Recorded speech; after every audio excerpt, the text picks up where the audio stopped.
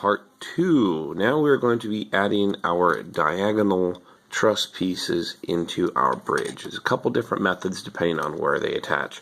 Our end pieces are going to attach at the end of the bottom rail. The rest of the pieces will be wedging in between the vertical posts. So we'll kind of show you a couple of each of those, and then we'll let you finish your bridge on your own.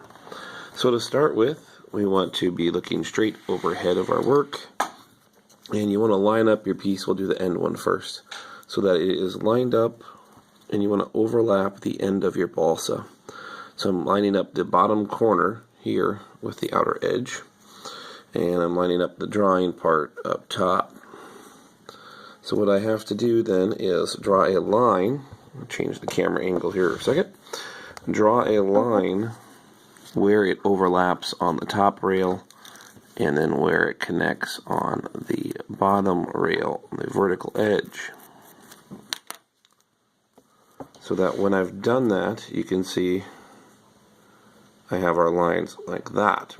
So again, we're going to cut, making sure the blade is straight up and down, and I've aligned myself on the pencil marks. This will be a little bit trickier cutting because it is on an angle across the grain of the balsa wood instead of with it. But again, you'll see that we have angle cuts. Next, again, we're going to dry fit to make sure it is properly in place. Now you see I've got a little bit of a rough edge here, and it's not fully square cut there. So we're going to trim that just a hair, being very careful because this is already on the sheet protector, so we don't want to cut through it. We'll just do a light pressure till that cleans off. That should give us what we need so that we can then piece it together, and as you can see, it fits perfectly. So we need a little bit more fresh glue. Make sure their tip is clean on our glue. A fresh dab of glue, and we're going to once again dip our ends of the glue in. But you'll notice we have different angles here for what part of the bridge. So we need to make sure we keep those straight between the bottom and the top edge. Again, just enough glue. Put them in lightly, make sure we're lining everything up. And here we're going to have to apply pressure on both ends again. Give it a few seconds, and then we will tape it into place. Now, with these being at angles, it's important that we tape them so that we actually can apply pressure using the tape. So when I pull my tape across here, I'm going to start on the piece, and I'll kind of push up against the joint there so that there's pressure pulling the piece into the glue while it dries. Okay, so that's that. I'm going to come over here back towards this end where all these parts should be dry, and I'm going to show you how to do the angle. I'm going to clean off some of these tape pieces here, pull them back a little bit so it's easier to see. The premise is basically the same. We overlap a little bit. So what's important now is we are going to be lining up this bottom corner in our drawing here, bottom corner with just off of the top here. So we need to line up our edges of wood with it. You can get that part to line up, which it looks like we are lucky that it does. So then all we have to do is trace this other part down here. So that lines up. I'm going to trace the vertical edge. If it doesn't line up, then you have to start over like we did. So now I've got my top angle matched and my line for the bottom. And again, straight down on the line. Once again, we want to dry fit this to make sure it is going to work. Okay, you'll notice my little piece here popped loose a little bit. That occasionally happens. We can fix that when we put the glue on. We can add just a little bit of extra glue to hold it in place. But otherwise that does fit. There's a small gap just on the surface, but the rest of the piece does fit nicely against it. So we are going to, once again, put glue I'm going to slightly overload this end and put a little bit of glue there, and then we'll fit it into place. Again, any excess glue you can rub over these seams there to fill in any cracks. And then this one's kind of tricky because instead of just straight pressure, I have to rotate. So I'm going to rotate my fingers for pressure here. And I'm going to back up this piece with this finger because it is slightly loose. So we will hold that in place for just a few seconds, making sure it is tacked down. And then we will put tape across this so that it holds it in place.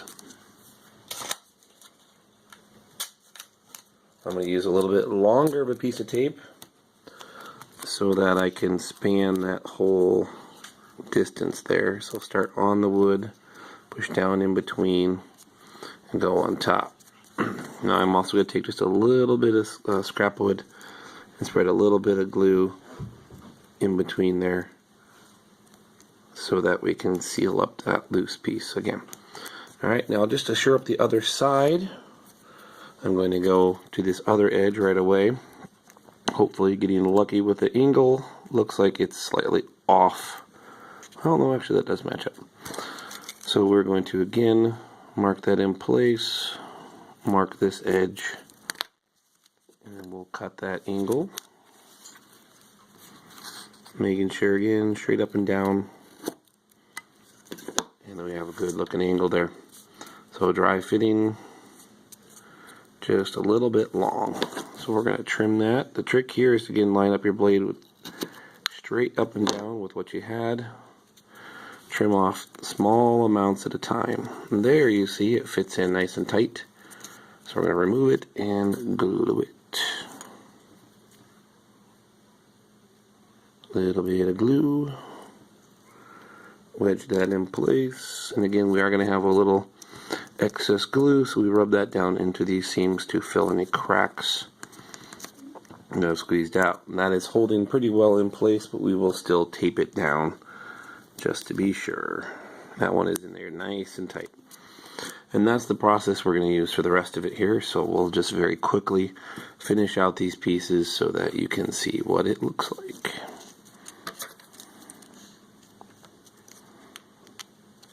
So again, I line it up here. The angles didn't match, so I've got to do the vertical line here on that end and the vertical line here. I say vertical because it's on the vertical post, but it is actually angled across the part. Line up the work and trim. Again, line up the knife and trim straight up and down. When we test fit, it test fits well. So again, dab of glue on each end, making sure you keep top and bottom correct, as they are slightly different angles sometimes. This one is a little more loose, so we're going to have to trim and kind of twist with our glue holding again for a couple seconds. But our vertical pieces are anchored in a little bit better now.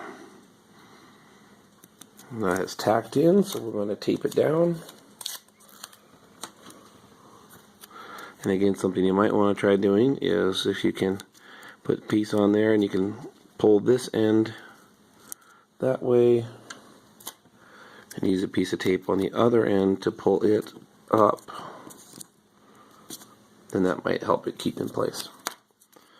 Last one on this side, that angle matches, so we're just going to do here. Pull that out, make sure we're still on our cutting mat and not our paper.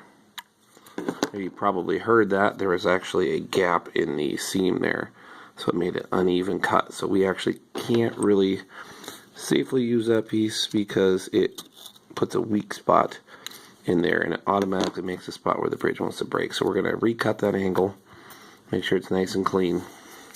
Now since that one was on this end, we're going to line it up here, but that doesn't really work either. So we are just going to redraw our lines quick. Sometimes that happens if the balsa wood does not want to cooperate. or you get a really soft grain, softer than normal balsa wood, it'll collapse on you when you cut it. So remember, we always cut the short end first. There's a nice clean cut. Then we cut the long end. That looks better. Good clean pieces. And when we do our dry fit, it wedges in nice and tight. So again, a little bit of glue. Wedge that in and wipe any of the excess glue pieces or glue blobs into the seams. And I'm just going to reinforce this seam just a little bit. We've got a little bit of cracks and gaps there. And that one is held in quite nicely to the point I actually don't even need to tape it down because it's held in so tight. The last piece on this bridge is our end angle here. Again, this one we're going to go from the top to the outside of the corner. So I'm going to check my angle if it works on the pre-cut piece here. And it's off a little bit that way. Perhaps it'll work here? No. So we are going to have to drop both lines again. I'm going to bring light pressure. If I push too hard right here, it will break. So I'm going to line that up, trace my end line, trace my line across there. Cut. So again, cut. Got a good solid cut. I'm going to cut a little long just to make sure. And I have it just right actually, so I'm glad I went a little long. Okay, last little bit of glue. And then we will fit this in. Again, we need to hold that in place for a few seconds. And we'll use the last piece of tape to put that in. And that cut was clean enough. It is sticking quite nicely already. So again, we're going to use the tape and put a little force on the wood to push it in so the tape holds it in with pressure. That is the process for building our bridge truss. So when it is all dry and done, we will have one that matches this. Again, your bridge may differ slightly in design. If you just have angles, then you'll just bring those pieces together kind of similar way, but without the verticals. Alright, if you have questions, be sure to ask, and good luck, and follow your safety rules when cutting.